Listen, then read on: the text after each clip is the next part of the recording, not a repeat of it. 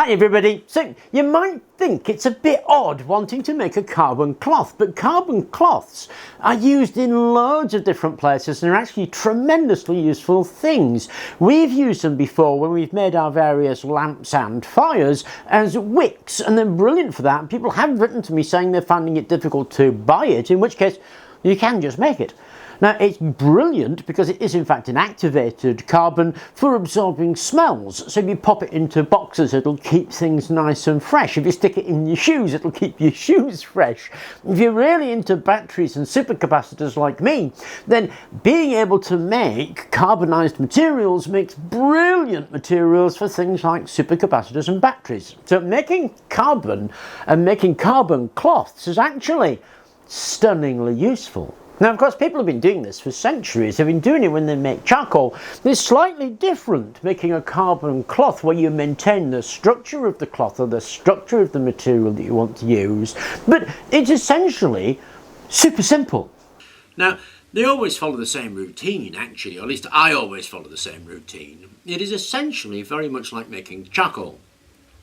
But what we do is we add a catalyst into that so that part of the charcoal becomes graphitic in nature. Now, it's a catalyst, so you don't need tons of it, obviously, you just need a little bit. And it's quite common for me to do things like wood or leaves or grass or something like that. When I'm wanting a cloth, I actually pick a cloth, so I quite commonly use denim. And I do the same process with that. And here's an example of some of the wood that I've done. And I don't know if you can see how shiny and graphitic it actually is. And that's really very conductive. Now, I think a few people have built the kiln that I did on the kiln videos. So we're going to do this in the exemplar kiln that I built. But it works in, again, any kiln. This is only temperature control that you're interested in. Now, I always put it in a stainless steel pot. The reason I put it in a stainless steel pot is because, believe it or not, the stainless steel donates a tiny bit of iron to the whole process.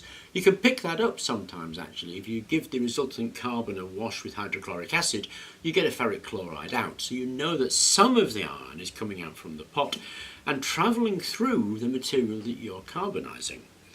Now, the pot then obviously does wear out. It takes quite a long time for it to do it, but it does wear out. And as I said, the procedure is always the same. Now, I was asked to do J-cloth, and I've never done J-cloth before. I've done denim, but never J-cloth. I've done paper. So you just put the material that you want to carbonise in at the bottom of the pot. Now, we are going to want to take this out later, and what we do is we create an environment where there's very little oxygen. A bit of material that will absorb any noxious off-gassing. Because I also do this with things like car tyres. There's quite a lot of sulphur in those. What I used to do with that is this stuff. This is just activated carbon. This particular stuff is for fish pond filters. But anything will do, actually, and I use that. Because I'm going to pour a lot of carbon on top of that, what I do is put a bit of stainless steel wire on there. So now our carbon material, precursor material, in this case the J-cloth, is sandwiched between two bits of iron. Not a huge amount, but certainly enough. Now, iron, nickel and cobalt are catalytic for graphitization. The ions migrate through the carbon precursor and form a graphene/graphite as they migrate through. So the greater the concentration of catalyst you've got, obviously the more that happens. The longer the time you give it, obviously the more that happens. Iron is a great catalyst because it's abundant and cheap. Now, we need to prevent oxygen getting in there in the same way you would do if you were charcoal making, and that's a piece of cake. You just fill the whole thing up with your activated carbon until it's full. Now, catalytic graphitization begins around about 650 degrees centigrade, 700 degrees centigrade, somewhere around about there. If I'm catalytically graphitizing a material I've never done before, I do 3 sample tests, one at 700, one at 800 and one at 900 degrees centigrade, and I leave them on soak for about 4 hours. You can shorten that or extend it, it's all part of experimentation, I'm just telling you what I generally do. So I ramp up the temperature to the temperature setting that I want, beginning at 700 degrees centigrade. Leave it at 700 degrees centigrade and then turn it off and let it cool down naturally. Tip everything out, pick out my carbon, and I get my graphitized carbon. So all I'm going to do is fill this up and get it stuck in the kiln. Okay, so here's my pot ready now. It's without a doubt I've got a bit of overkill. I mean, I filled it right to the top. About there's plenty actually, but it's just a pot I had. And here's the kiln that we made in that video series. And unfortunately, it's a bit big for that kiln actually because I put it in this pot. But I should have used a smaller pot, and I could have used that kiln. But I'm going to use this one instead because it's a big old pot. And basically, you stick it in there, turn your kiln on, let it ramp up to temperature. 4 hours later, turn it off again. And after 4 hours you just turn it off, leave it to cool naturally. So when this is cool enough, all you do is open it up, take it out. There we go. And you'll see that a little bit has gone, but it has preserved everything else. Now all we need to do really is pour it out.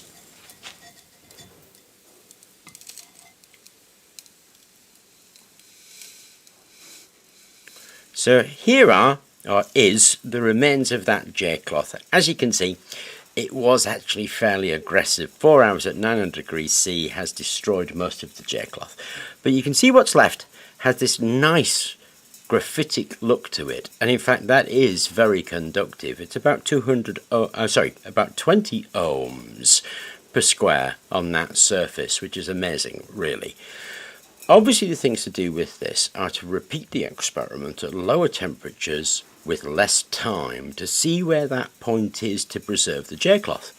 If you look actually, you'll note that the edges of the J cloth are still there, so there's still the layers of J cloth in there.